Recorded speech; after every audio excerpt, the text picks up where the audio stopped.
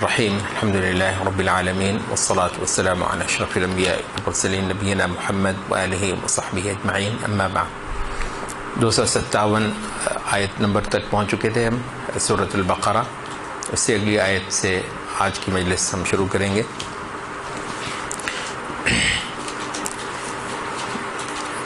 اے نبی، کیا تو نے دیکھا اس شخص کو جس نے بحث کی ابراہیم علیہ السلام کے ساتھ ان کے رب کے بارے میں؟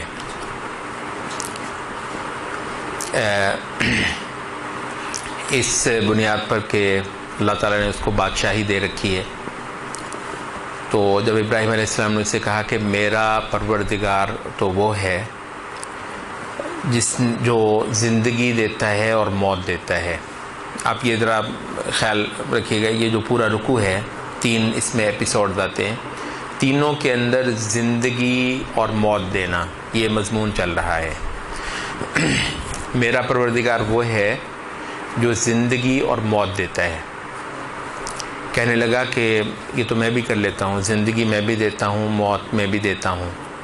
تفاسیر میں بیان ہوا ہے کہ اس کی صورت اس نے یہ دکھائی کہ جس آدمی کو موت کی سزا ہونی تھی تو اس نے چھوڑ دیا. جی یہ دیکھیں، زندگی بخش رہا ہوں میں اس کو.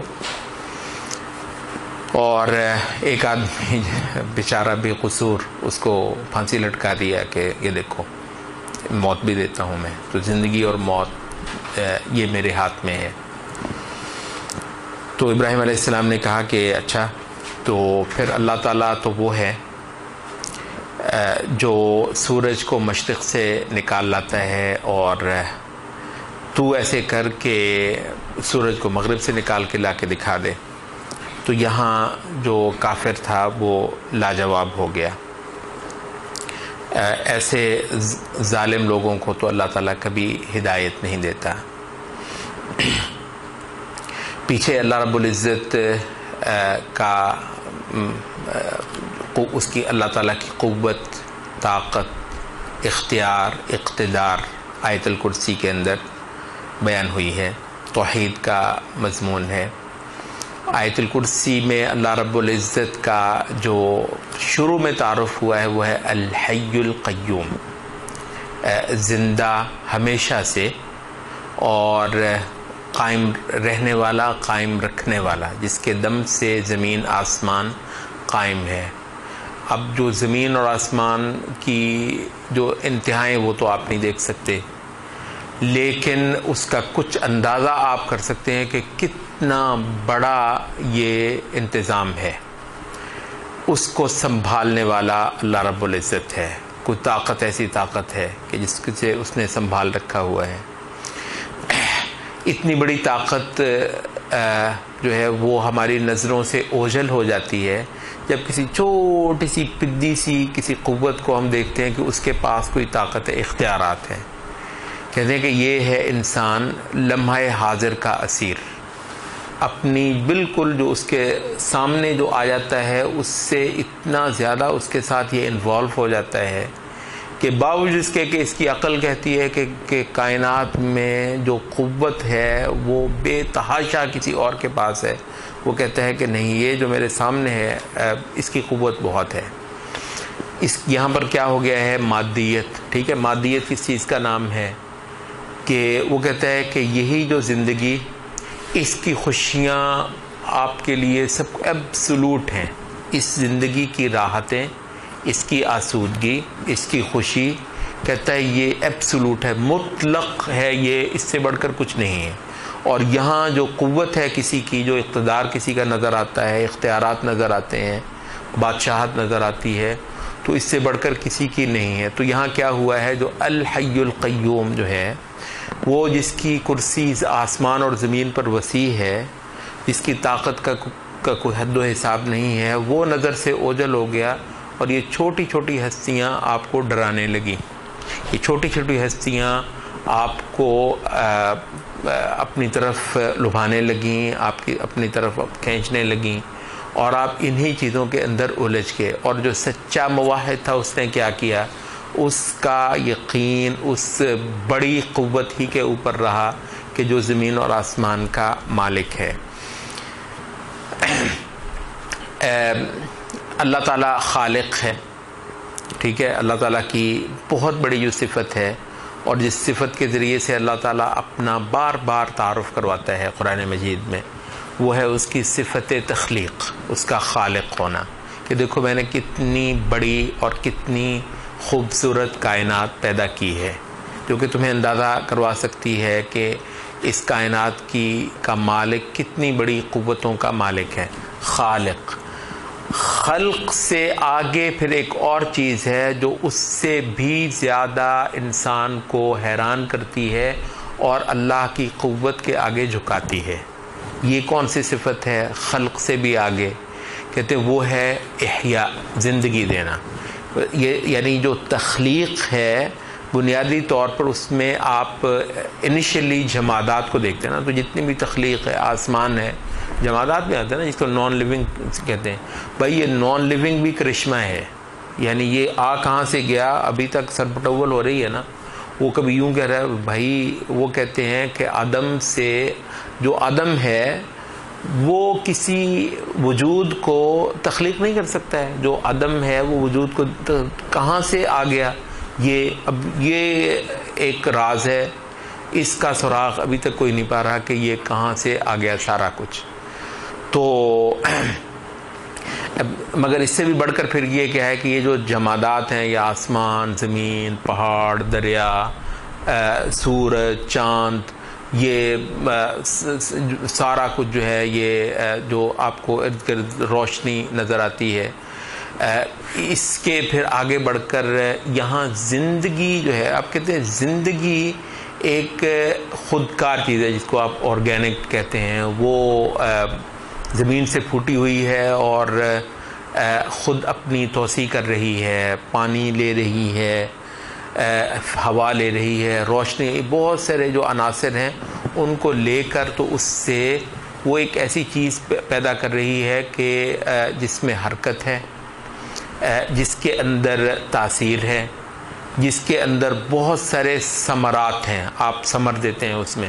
یہ جو لائف کا جو فنومینا ہے، یہ البتہ اس سے یہ وجہ ہے کہ یہ پوری سائیں کرتی کائنات میں انسان مسلسل زندگی کے شواہد ڈھونڈ رہا ہے۔ وہ کہتے ہیں مریخ پر سب سے زیادہ کس چیز کو ڈھونڈا جا رہا ہے کہ دیکھیں کہ زندگی کے کچھ آثار یہاں پر پائے جاتے ہیں یا نہیں پائے جاتے ہیں۔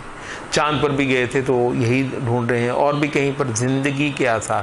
تو وجود جو ہے، وجود جو کہ تخلیق کا نتیجہ ہے، اس سے آگے کی ایک چیز ہے زندگی۔ تو اس کو کہے کہ اللہ رب العزت محیی اور ممیت ہے۔ یہ سورہ آیت الکرسی کے بارے میں آتا ہے روایات میں، مفسرین نے بھی اس کا ذکر کیا، اور رسول اللہ علیہ وسلم سے کی احادیث سے اس کے شواہد ملتے ہیں۔ کہا کہ آیت الکرسی میں اللہ تعالیٰ کا اسم اعظم ذکر ہوا ہے، اللہ تعالیٰ کا اسم اعظم، بلکہ کہا گیا کہ اللہ تعالیٰ کا اسم اعظم قرآن مجید میں یا سورۃ البقرہ کے اندر آتا ہے، یا سورۃ آل عمران کے اندر آتا ہے، یا سورۃ طٰہٰ کے اندر نظر آتا ہے۔ تو یہاں سے لوگوں نے اس کا تتبع کیا، ڈھونڈا کہ بھئی کون سا اللہ تعالیٰ کا وصف مشترک ہے ان تین صورتوں میں، سورۃ البقرہ، آل عمران اور طٰہٰ، ان تینوں میں کون سا وصف اللہ تعالیٰ کا دہرا کر آیا ہے جو باقی کسی صورتوں میں نہیں ہے۔ تو انہوں نے کہا کہ یہ ہے ایک تو لا الہ الا اللہ، یہ ان تینوں صورتوں میں آتا ہے، بلکہ بالکل ساتھ آتا ہے، اور دوسرا ہے الحی القیوم۔ تو کہتے ہیں کہ اللہ تعالیٰ کا اسم اعظم اس سے باہر نہیں ہے، لا الہ الا اللہ الحی القیوم۔ یہ آپ نے آیت الکرسی پڑھی، اللہ لا الہ الا هو الحی القیوم۔ سورۃ آل عمران شروع ہوتی ہے، کہاں سے شروع ہوتی ہے؟ الف لام میم، اللہ لا الہ الا هو الحی القیوم۔ اچھا، یہ سورۃ طٰہٰ میں آتا ہے وعنت الوجوہ للحی القیوم، اور اس سے تھوڑا سا پہلے جو ہے وہ لا الہ الا ہو کے الفاظ آتے ہیں۔ تو کہتے ہیں کہ یہ اللہ تعالیٰ کا اسم اعظم ہے۔ تو اللہ تعالیٰ کا خود جو ہے جو جس سے کہ اپنے پاس صفت ہے زندگی کی، وہی چیزوں کو زندگی دینے والا ہے۔ تو اللہ رب العزت حی ہے اور محیی ہے۔ اللہ تعالیٰ کے دو نام آتے ہیں حیات کے حوالے سے، ایک اللہ حی ہے، خود وہ زندہ پائندہ ہے، اور دوسرا یہ ہے کہ اللہ تعالیٰ زندگی دینے کی صفت رکھتا ہے۔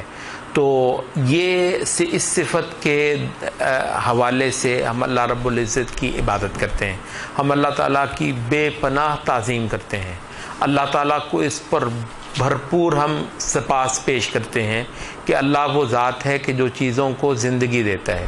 اور بھلا کتنی چیزیں ہیں، کوئی ایک چیز ہے، کوئی 2، کوئی 10، کوئی 20 ہیں، اتنی مخلوقات ہیں کہ جن کو اللہ تعالیٰ نے زندگی دی ہے۔ کچھ تو یہ زمین پر ہم دیکھتے ہیں کہ زمین بھری پڑی ہے زندگی سے، لائف سے، یعنی صرف کوئی انسان نہیں ہے بلکہ انسان کو جینے کے لیے یہاں ہزارہا قسم کی مخلوقات پر انحصار کرنا پڑتا ہے، اور وہ ساری کی ساری مخلوقات اللہ تعالیٰ نے زندگی دی ہے۔ مگر اس کے علاوہ اللہ تعالیٰ نے ہمیں بتایا ہے کہ جنات ہیں، پتہ نہیں کتنا ان کا کوئی حساب ہے، اور پھر ملائکہ، ان کے بارے میں تو فرمایا کہ آسمان کے چپے چپے پر ملائکہ ہیں جو اللہ رب العزت کے آگے سجدہ ریز ہیں۔ آسمان چرچرا رہا ہے، نبی صلی اللہ علیہ وسلم نے فرمایا، اور حق بھی ہے کہ آسمان چرچرائے، کیونکہ یہاں کوئی ایک بالشت بھر جگہ نہیں ہے جہاں اللہ تعالیٰ کا کوئی نہ کوئی فرشتہ سجدہ ریز نہ ہو اور اللہ تعالیٰ کی تسبیح نہ کر رہا ہو۔ تو جو زندہ مخلوقات ہیں وہ بھی بے حد و حساب ہیں، اور ملائکہ کے بارے میں فرمایا کہ وَمَا يَعْلَمُ جُنُودَ رَبِّكَ إِلَّا هُوَ، کوئی نہیں اندازہ کر سکتا اللہ تعالیٰ کے جو جنود ہیں، اللہ تعالیٰ کے جو لشکر ہیں، مگر وہ خود ہی، اللہ تعالیٰ ہی کو معلوم ہے کہ کتنے بے حد و حساب اس کے ملائکہ پائے جاتے ہیں۔ اچھا، تو یہاں جو ہے ابراہیم علیہ السلام اپنے مالک کا تعارف کروا رہے ہیں۔ یہ جو سجدے کرنے والے ہیں اللہ تعالیٰ کو، ان کو اپنے پروردگار کو جاننے کا بہت زبردست یہ ریفرنس ہے، ربی الذی یحیی و یمیت، میرا پروردگار وہ ہے کہ جو زندگی دیتا ہے اور موت دیتا ہے۔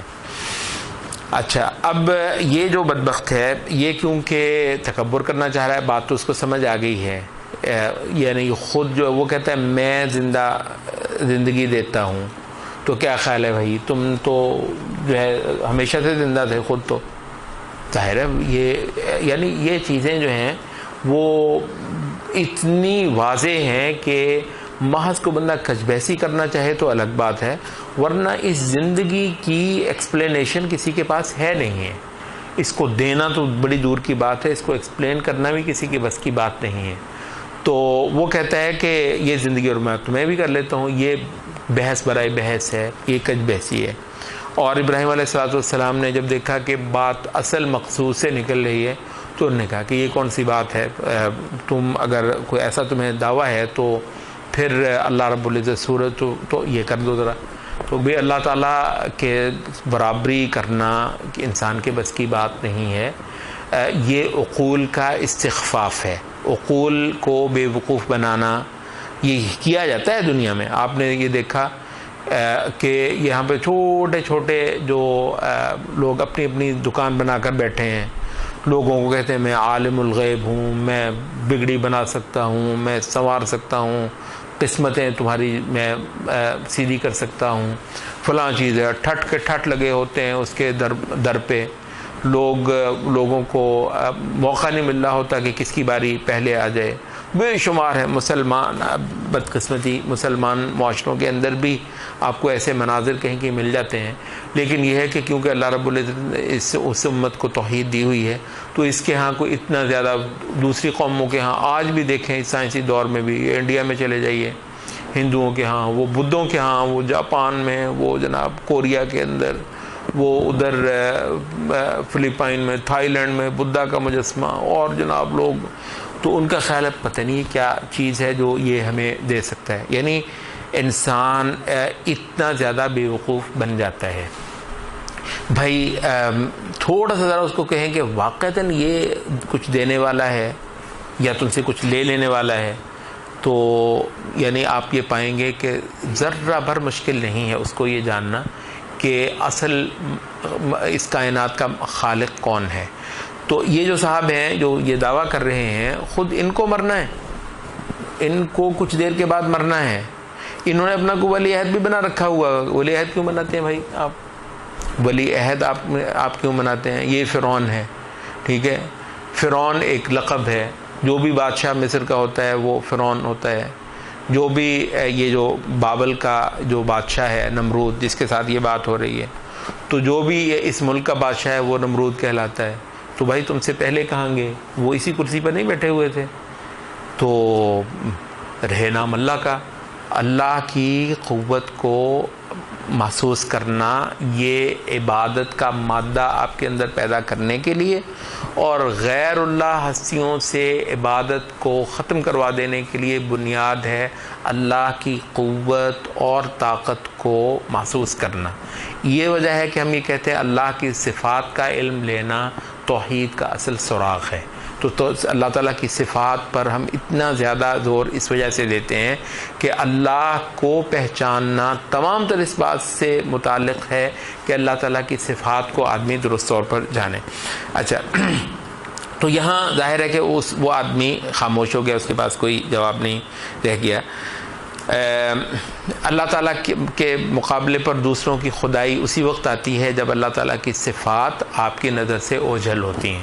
یہ بہت اہم، یہ ان تینوں جو آیات آ رہی ہیں، جو 3 ایپیسوڈز آ رہے ہیں اس رکوع کے اندر، تو اس میں آپ مسلسل یہ چیز دیکھیں گے، اللہ کو سجدہ اس وجہ سے کہ حق ہے اللہ کا سجدہ اس کو کیا جائے، کیونکہ وہ زندگی اور موت دینے والا ہے، اور زندگی مسلسل حاجتوں کا نام ہے۔ آپ کو یعنی زندگی یوں تو نہیں نا کہ ایک بار اس نے آپ کو زندگی دے دی، آپ یہ دیکھتے ہیں کہ زندگی قائم رہنے کے لیے ہزارہا عوامل مسلسل درکار رہتے ہیں تو زندگی قائم رہتی ہے۔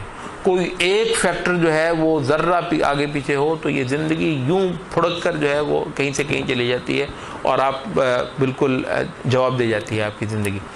تو اس وجہ سے زندگی مسلسل اللہ رب العزت کی رحمت کے اور فضل کے دم سے قائم ہے۔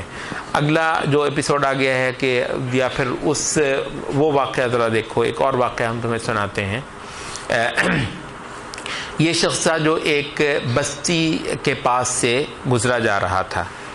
کہتے ہیں کہ یہ جو بستی یہاں پر ہے، مفسرین نے کہا کہ یہ بیت المقدس ہے، اور یہ وہ تھی کہ جو گری پڑی ہوئی تھی، خاویۃ علی عروشہا، اپنی چھتوں پر اوندھی پڑی تھی، یعنی شہر تاراج ہوا پڑا تھا، شہر تباہ و برباد ہوا پڑا تھا۔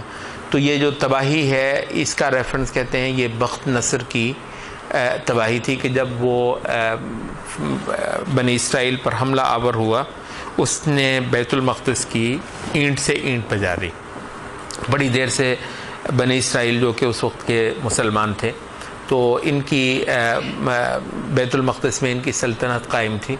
تو تقریباً آپ یوں سمجھیں، یہ ہمارا میں نے اس سے پہلے ذکر کیا ہے کہ بنی اسرائیل کی تاریخ کو ہماری اس امت اسلامیہ کی تاریخ کے ساتھ ایک گہری مشابہت اور مماثلت ہے۔ یہ وجہ ہے کہ قرآن مجید نے بے حد زیادہ ذکر کیا ہے بنی اسرائیل کی تاریخ کا، تاکہ ہم لوگ اپنی تاریخ کو بھی سمجھیں اور اس کے ساتھ ریلیٹ کرنے کی کوشش کریں۔ بغداد، آپ کو پتہ ہے ایک بغداد بھی تباہ ہوا تھا جب یہ چنگیز خان آیا تھا، اور کہتے ہیں کہ 1 ملین لاش جو ہے 1 ملین 10 لاکھ انسان تہہ ہوئے تھے بغداد کے اندر، لاشیں ہی لاشیں، اور دجلہ شہر کہتے ہیں دریا جو ہے وہ اس دن خون سے سرخ تھا۔ اس طرح کے واقعات ہمارے اندر میں، تو ایسا ہی واقعہ بنی اسرائیل کی تاریخ میں ہوا کہ یہ بابل کا بادشاہ بخت نصر، اس نے چڑھائی کی اور اینٹ سے اینٹ بجا دی، اتنے مارے جس کی حد نہیں ہے، اور پھر باقیوں کو اس نے قید کیا اور ان کو اسیر کر کے تو وہ لے گیا۔ آسمانی امتوں کا معاملہ بڑا ہی عجیب ہے، بہت ہی عجیب ہے۔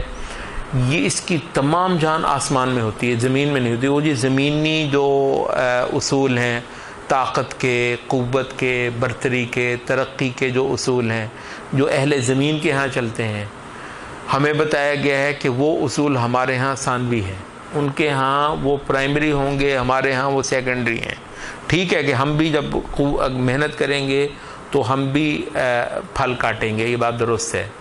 ہم بھی جب ٹیکنالوجی بنائیں گے تو ہمیں یہ فائدہ ہو جائے گا، ہم بھی جب زراعت کریں گے تو ہمیں یہ فائدہ ہو جائے گا، ہم بھی جب مصنوعات بنائیں گے تو اس سے جو ہے نا وہ ہمارا جو ہے نا وہ اکانومی ہماری اوپر چلی جائے گی۔ یہ بات درست ہے۔ ایسا نہیں کہ ہم یہ کہیں کہ ہمارے حق میں وہ چیزیں، وہ اصول، وہ قوانین ترقی کے، برتری کے، وہ ہمارے اوپر لاگو نہیں ہوتے جو دنیا والوں کے اوپر لاگو۔ ہم یہ نہیں کہہ رہے ہیں، ہم یہ کہہ رہے ہیں کہ ہمارے ہاں ان کا درجہ ثانوی ہے، اور یہ خود جو ہے نا ڈیپینڈ کر رہے ہوتے ہیں۔ بات یہ ہے کہ اگر اتنی بات ہے تو آپ محنت کر کیوں نہیں لیتے؟ اب 200 سال سے آپ لوگوں کو بتا رہے ہیں بھائی محنت کرنی چاہیے۔ وہ جو یورپی اقوام ہے نا، دیکھو انہوں نے محنت کی تھی تو یہ کر لیا، تو یار آپ کیوں نہیں کر رہے محنت؟ کیوں نہیں کر پائے محنت؟ اچھا، یورپی اقوام نے مصنوعات بڑی اچھی بنائی ہیں، تو ہم ایسے ہی خام خواہ، تو ہمیں چاہیے کہ مصنوعات تو بنا لیں نا، مصنوعات کیوں نہیں بناتے؟ بھئی بات یہ ہے کہ قوموں کے معاملات سیدھے ہونا، قوموں کے معاملات سیدھے ہونا یہ ایک لمحے میں ہو جاتے ہیں اور صدیوں لگ جاتی نہیں ہوتے ہیں۔ یہ کیا ہوا تھا کہ جس وقت اس قوم کی توجہ اپنے پروردگار کی طرف ہو گئی، اس کے معاملات یوں سیدھے ہو گئے، وہ جو ہے نا یصلح لکم اعمالکم، اللہ تعالیٰ تمہارے اعمال کو درست کر دے گا۔ تو اس میں آپ نے محنتیں بھی کر لیں، آپ نے مصنوعات بھی بنا لیں، آپ نے زراعت میں بھی کمالات کر لیے، آپ نے ہتھیار بھی بنا لیے، آپ نے ٹیکنالوجی بھی بنا لی، بناتے نہیں رہے ہیں، ہم بناتے نہیں رہے ہیں۔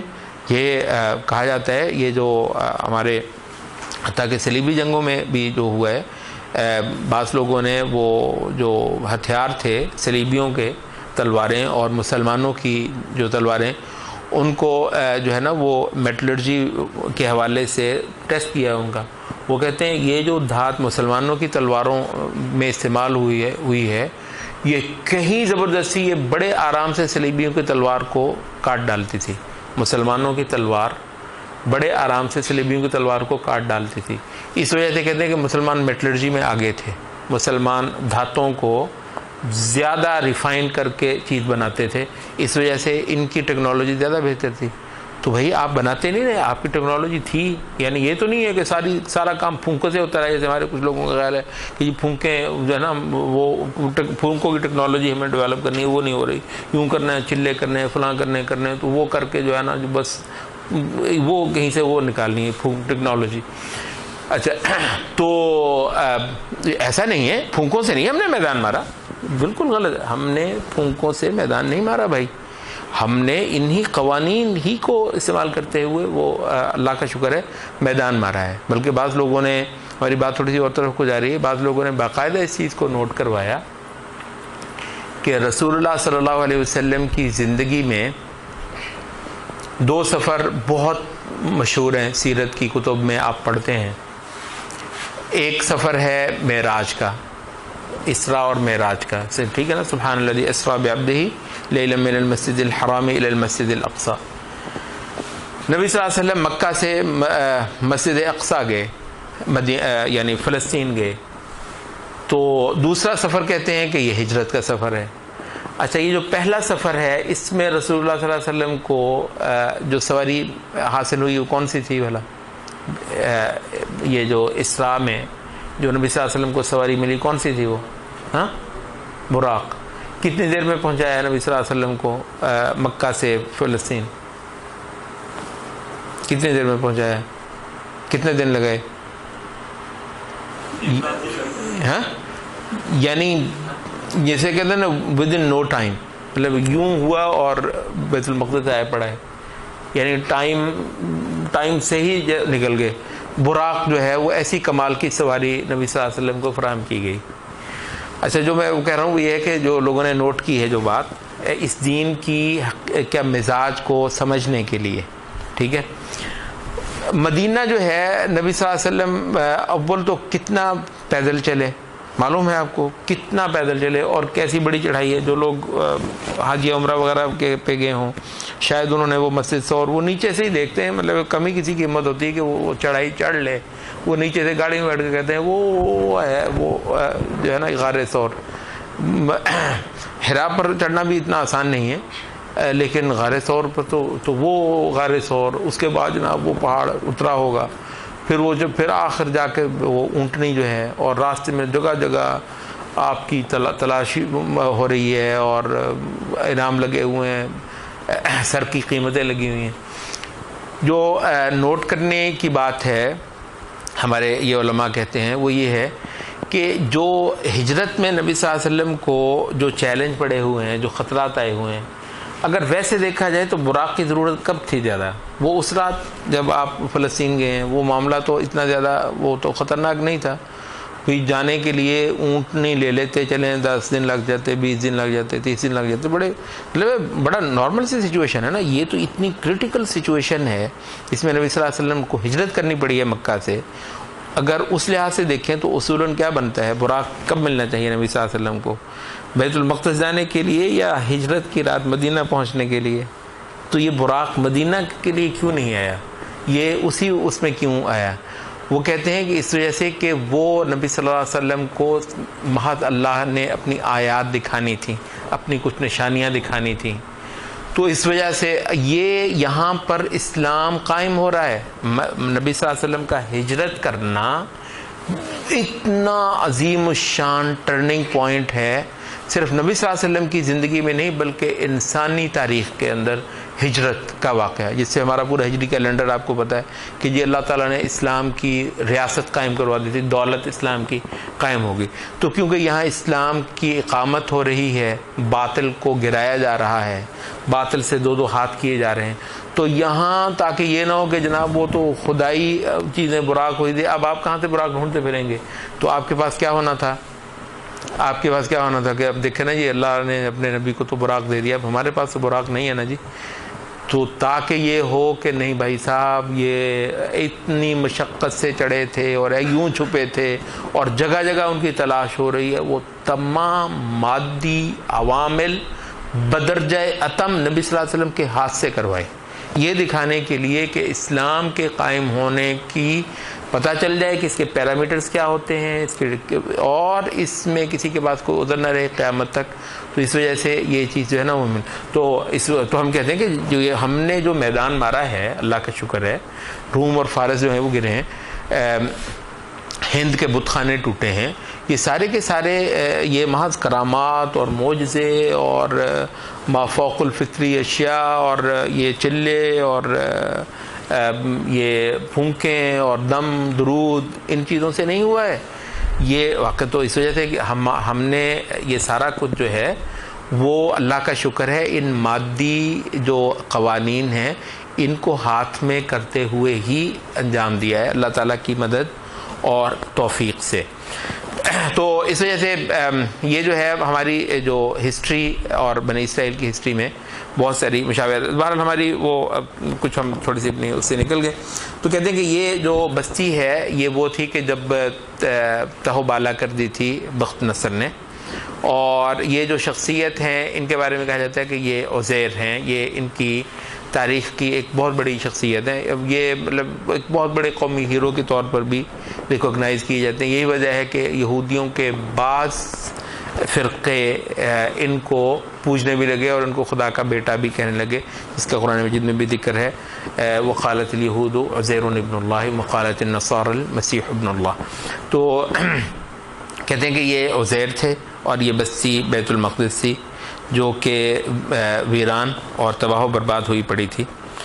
تو یہاں انہوں نے کہا کہ قال ان یحیی هذه اللہ بعد موتها، یہ جو بستی تباہ ہو چکی ہے اب کہاں یہ زندہ ہونے والی ہے دوبارہ، اللہ تعالیٰ کہاں سے زندہ کر لے گا اس کو؟ کیونکہ بیت المقدس کا آباد رہنا ہمیں معلوم ہے کہ یہ اللہ تعالیٰ کے خصوصی پسندیدہ مقامات قرۂ ارض پر جو ہیں ان میں سے ایک ہے. تو اللہ تعالیٰ نے اس کو پھر بھی آباد کرنا ہے. تو کہنے لگے اب یہ کہاں سے آباد ہوگا؟ تو اللہ تعالیٰ نے خود اس کو موت دے دی 100 سال تک کے لیے، اور اس کے بعد پھر زندہ کر لیا۔ اب یہ 100 سال جو ہے وہ آپ کو معلوم اس طریقے سے ہو جاتے ہیں کہ 100 سال کے بعد ایک بندہ آئے چلتا ہوا تو وہ بالکل دنیا بدل چکی۔ 100 سال کوئی چھوٹا واقعہ نہیں ہوتا ہے، دنیا ساری بدل چکی، انسان بدل چکے، بستیاں بدل چکی۔ وہ کہتے ہیں اس دوران میں 100 سال میں یہ ہوا کہ یہ دوبارہ بیت المقدس آباد ہو چکا تھا، یعنی وہ جو اس نے سوال کیا تھا وہ سوال پورا ہو چکا تھا اس 100 سال کے اندر۔ اچھا، اس سے پوچھا، محسن کہتے ہیں کہ اغلباً فرشتوں کے ذریعے پوچھا گیا ہوگا کہ کتنی دیر رہے بھی تم؟ اس نے کہا کہ میں کوئی ایک دن یا دن کا کوئی ایک حصہ، یوں ہی ہوتا ہے، موت کہتے ہیں ایسی ہی ہے۔ اچھا، یہ جو ہے نا نبی صلی اللہ علیہ وسلم نے یہ بتایا ہے کہ النوم اخو الموت، کہ نیند موت کی بہن ہے۔ اچھا، یہ ہماری جو مادی دنیا ہے اس میں وقت جو گزرنے کی جو بھی کوئی سپیڈ ہے نا، اللہ تعالیٰ نے اچھا کوئی دماغ میں بھی کوئی کلاک رکھا ہوا ہے۔ آپ کے پاس گھڑی نہ بھی ہو نا تو آپ کو اندازہ ہو جاتا ہے کہ یار خاصا وقت ہو گیا ہے، ٹھیک ہے، اتنے گھنٹے ہو گئے ہوں گے، صبح سے شام ہو گئی ہوگی۔ اگر آپ کے پاس بالکل آپ ایسی جگہ پر ہوں جہاں آپ کو سورج کی موومنٹ نظر نہ آئے، کوئی گھڑیاں وڑیاں بھی آپ کے پاس نہ ہو، تو آپ کو اندازہ ہو جاتا ہے کہ یہ خاصا سارا وقت گزر گیا ہے، کیونکہ اللہ تعالیٰ نے کچھ رکھا ہوا ہے دماغ میں، کلاک ٹائپ کوئی چیز۔ لیکن یہ ہے کہ جب آپ سوتے ہیں آپ نے کو اندازہ ہوا ہے کبھی کبھی آپ جو ہے 5-6 گھنٹے سوتے ہوں گے، اور یکدم جب آپ کی آنکھ کھلی تو آپ کو یوں لگا کہ میں ابھی سویا تھا، ہے اندازہ ہوتا ہے کہ بالکل جیسے کہیں گہرے کنویں میں تھے، یکدم آپ نکلے، آپ کو نہیں پتا کہ آپ کہاں تھے۔ تو کہتے ہیں کہ یہ جو ہے نا وہ جو دوسرا جہان ہے وہ ایسا ہے کہ اس کے جو اوقات کی جو ہے نا میجرمنٹ وہ بالکل اور ہے۔ اچھا، تو اس وجہ سے 100 سال اس آدمی کو پتہ نہیں چلا، وہ 100 سال ہوں وہ 1000 سال ہوں، اس کا کچھ اندازہ نہیں۔ تو اسے کہا گیا کہ بھئی تم پورا 100 سال رہے ہو، جو کہ ابھی تھوڑی دیر بعد جب اس نے جانا ہے انسانوں کے پاس اس کو پتہ بھی چل جانا ہے، یہ محض اس کو بتانے کی بات نہیں ہے۔ اچھا، تم یہ دیکھو، اپنے کھانے کو دیکھو اور اپنے جو پینے کا تمہارے پاس سامان تھا تو اس کو دیکھو، وہ بھی خراب نہیں ہوا ہے، اور اپنے گدھے کو دیکھو، اور ہم تمہیں پوری دنیا کے لیے ایک نشانی بنانے والے ہیں۔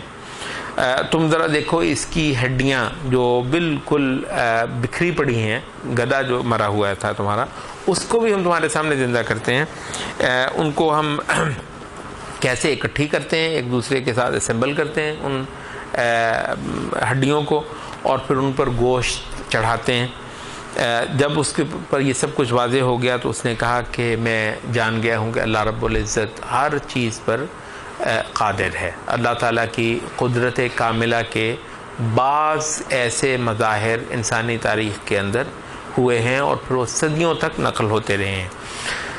تیسرا جو واقعہ ہے وہ ابراہیم علیہ السلام کے ساتھ ہوا ہے کہ ابراہیم علیہ السلام نے کہا کہ اے اللہ مجھے دکھا تو مردوں کو زندہ کیسے کرتا ہے۔ اللہ تعالیٰ نے فرمایا کہ کیا تیرا ایمان نہیں ہے؟ کہا کہ کیوں نہیں اے اللہ، لیکن اس لیے کہ میرا دل مطمئن ہو جائے۔ تو اللہ تعالیٰ نے فرمایا کہ 4 پرندے لو، پھر ان کو جو ہے وہ اکٹھا کر لو اپنی طرف، اور اس کے بعد ان کو تم ذبح کر کے ان کا مکس کر کے تو ان کو مختلف پہاڑوں پر 4 پہاڑوں پر ان کو پھیلا دو، پھر ان کو بلاؤ، آواز دو ان کو، یہ تمہارے پاس بھاگے ہوئے آئیں گے وہ پرندے۔ اور یوں ہی ہوا۔ اللہ تعالیٰ نے فرمایا کہ جان لو کہ اللہ تعالیٰ عزیز ہے، زبردست ہے، قوت والا ہے اور حکیم ہے۔ اس آیت کے حوالے سے نبی صلی اللہ علیہ وسلم کی ایک حدیث ہے، اور اس پہ ایک اشکال سبھی پیدا ہوتا ہے عام طور پہ، وہ یہ کہ نبی صلی اللہ علیہ وسلم نے فرمایا کہ نحن اولا من ابراہیم بالشک، کہ ہم ابراہیم علیہ السلام سے بڑھ کر حق رکھتے ہیں شک کرنے کا۔ تو وہ کہتے ہیں کہ یہ کیا مطلب ہے اس کا جو جواب محدثین نے دیا ہے اس حدیث کی شرح میں، وہ یہ ہے کہ ابراہیم علیہ السلام نے شک نہیں کی تھی، اس وجہ سے یہ نہیں کہہ رہے نبی صلی اللہ علیہ وسلم کہ ہمیں شک کرنے کا زیادہ حق ہے، بلکہ یہ ہے کہ اگر کہیں شک کی بات ہوتی تو ہم ابراہیم علیہ السلام سے زیادہ اس کے حقدار تھے. اگر تو اس میں اگر جو ہے وہ محذوف ہے کہ اگر کہیں شک کی بات ہوتی، ورنہ ابراہیم علیہ السلام کہتے ہیں کہ مجھے اس پر ایمان ہے. مگر معاملہ یوں ہے کہ اللہ رب العزت انبیاء کو بعض اوقات ایسی چیزیں دکھاتا ہے جو کہ عام انسانوں کو دکھانے کی نہیں ہوتی ہیں. رسول اللہ صلی اللہ علیہ وسلم کو معراج کروائی گئی، کیوں بھئی؟ سب لوگوں کو تو معراج نہیں کروائی گئی. موسیٰ علیہ السلام کو خصوصی چیزیں دکھائی گئیں، ابراہیم علیہ السلام کو ایسی چیزیں. بات یہ ہے کہ انبیاء نے کیونکہ ایک بات کی شہادت دینی ہوتی ہے تو اللہ تعالیٰ لاکھوں کروڑوں میں سے کسی ایک کو منتخب کرتا ہے، اس کو جنت بھی دکھا دیتا ہے، دوزخ بھی دکھا دیتا ہے، کوئی بات ایسی اللہ تعالیٰ اپنی قدرتیں بھی ان کو دکھا دیتا ہے. تو اس کے بعد پھر وہ آ کر پورے وثوق کے ساتھ انسانوں کو اس کے بارے میں خبر دیتے ہیں. تو اگر سوال یہاں پر یہ پیدا ہوتا ہے کہ سبھی کو دکھا دے، تو اگر سبھی کو ہی دوزخ نظر آ جائے، سبھی کو ہی جنت نظر آ جائے، تو اس کے بعد پھر یہ ایسے ہی ہے جیسے یہ کوئی اسکیم کھلی ہوئی ہے یہاں پر کوئی پلاٹوں کی. یہ کیا نام ہے، ملک صاحب جو ہیں، یہ ہاں ریاض ملک صاحب نے کوئی اسکیم کھولی ہوئی ہے، تو وہ سامنے آپ کر رہے ہیں، تو بھی یہ یہاں جو جس طرح لوگ لے رہے ہیں وہ جنت میں پلاٹ لے رہے ہوں گے. اور سب سے زیادہ کون سے لوگ بلا پلاٹ رہے ہوں گے جنت میں؟ جو سب سے زیادہ مادہ پرست ہیں، جو سب سے زیادہ پیسے والے ہیں، وہ سارے جنت کے سارے سودے کیے بیٹھے ہوں گے. ٹھیک ہے، تو جنت کس چیز کا مول ہے؟ جنت اللہ تعالیٰ کو بن دیکھے ڈر جانے کا نام ہے. انبیاء نے سب سے پہلے یہ کہا تھا، یعنی ایسا نہیں ہے کہ انبیاء کو پہلے وہ دکھا، نہیں، وہ جو ہم سے تقاضا ہے نا وہ انبیاء سے بھی تھا. انبیاء نے وہ کر لیا تھا جب انبیاء بن دیکھے اللہ تعالیٰ سے ڈر گئے، اور اللہ تعالیٰ سے ڈرنے میں بھی وہ ایک ایسے مقام کو پہنچ گئے جو کہ عام انسان اس مقام تک پہنچ ہی نہیں سکتے. تو اس کے بعد اللہ تعالیٰ نے وہ پردہ بھی ہٹا دیا ان کے سامنے سے کہ تاکہ وہ مکمل وثوق کے ساتھ انسانوں کو بتا دیں کہ وہ جو حقیقتیں ہیں وہ یقینی طور پر وجود رکھتی ہیں. تو اس وجہ سے انبیاء کو ایک خصوصیت دی گئی ہے. تو یہ ابراہیم علیہ السلام کے ساتھ یہ واقعہ ہوا ہے. اور جو پچھلا واقعہ ہے وہ بھی ایک نبی ہے، جو عزیر جو ہیں وہ بھی بنی اسرائیل کے ایک نبی ہیں. تو یہ دونوں واقعات انبیاء کے ساتھ ہوئے ہیں، عام انسانوں کے ساتھ یہ واقعات نہیں ہوئے ہیں. اور عام انسانوں کے ساتھ اس طرح کے واقعات ہوتے بھی نہیں ہیں. بعض کرامات وغیرہ ہو جاتی ہیں، لیکن وہ کرامات ایسی ہوتی ہیں کہ بس اس میں کئی ساری توجیحات بھی ہوتی ہیں، کئی سارے اندازے بھی ہوتے ہیں. مگر ٹھیک ہے، اس کے اندر ایک اغلب یہ ہوتا ہے کہ جی ہاں ایک ایسا واقعہ ہو گیا کہ جس سے نکلتا ہے کہ اللہ رب العزت کو اپنے اس بندے کے ساتھ کوئی خصوصی محبت اور کوئی تعلق ہے. تو یہ ہے احیاء موتا کے کچھ واقعات جن کو سورۃ البقرہ نے خصوصی طور پر ذکر کیا. اور اتنے سارے احیاء موتا کے واقعات آپ کو صرف سورۃ البقرہ میں ملتے ہیں. اس وجہ سے اس سورت کی ایک خصوصیت ہو گئی ہے. اللہ کیونکہ اس میں اللہ پر جو یقین ہے وہ آپ کو پتہ ہے کہ اس لیول پر اور کسی چیز میں آپ کو وہ یقین نہیں ملتا ہے. تو سورۃ البقرہ نے ہمیں اللہ تعالیٰ کے ساتھ اس درجے کا یقین جو ہے وہ دلانا ہے، اور اس درجے پر ہم نے جا کر اللہ تعالیٰ پر اپنا جو ایمان ہے اس کو پختہ کرنا ہے. آج کا یہ ایک ہی رکوع ہم کر رہے ہیں انشاءاللہ. کل سے انفاق کا موضوع جو کہ کچھ طویل ہے وہ شروع ہو رہا ہے. سبحانک اللہم و بحمدک اشہد ان لا الہ الا انت استغفرک.